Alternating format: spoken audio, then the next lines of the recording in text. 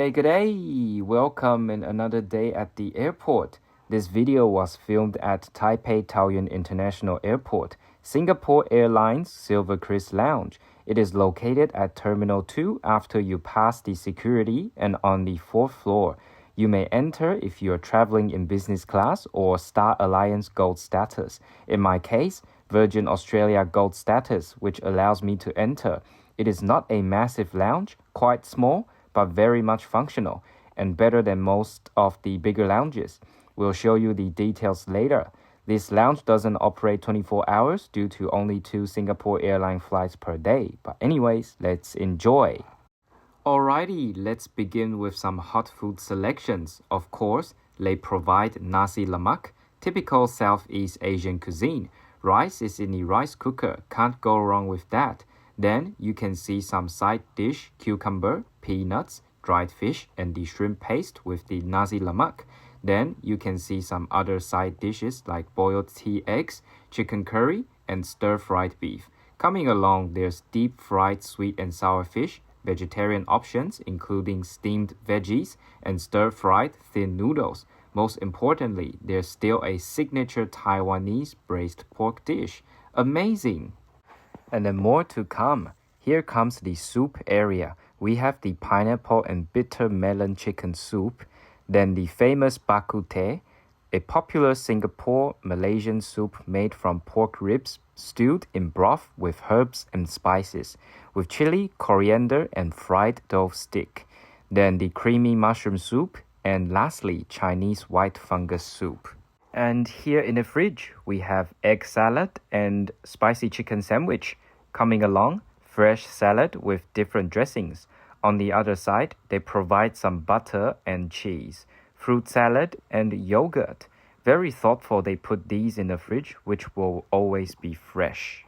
And of course, in Asian lounges, not surprised, they always have small snacks such as steamed pork bun, custard bun, and dim sum, and they're usually average taste.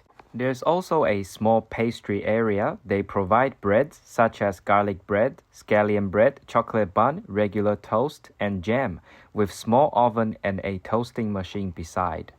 For the dessert, they have some homemade cookies, looks like chocolate chip biscuits, and then peanut powder with mochi, vanilla cake, and apples. It's time to show you what they have for the drinks. In the fridge, they have milk, rice milk, soy milk, lemon tea, apple juice, orange juice, and many other juices, infused water, regular water, green tea and others, Taiwan and Kirin beer, and soft drinks such as root beer, cola, Sprite, tonic, and soda water. Moreover, here's the coffee machine. They have all the basic drinks such as espresso, americano, cafe latte, cappuccino, matcha latte, hot chocolate, hot milk, and milk tea. Sugar and cream and honey are provided. There's also a water machine beside for you to use tea bags and some snacks such as peanuts and chips.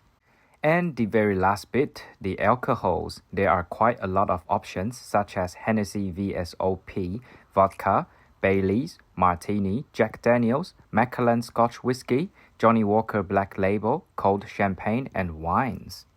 Before I conclude the video, I'll show you the shower room. It is accessible friendly, also with a baby changing station.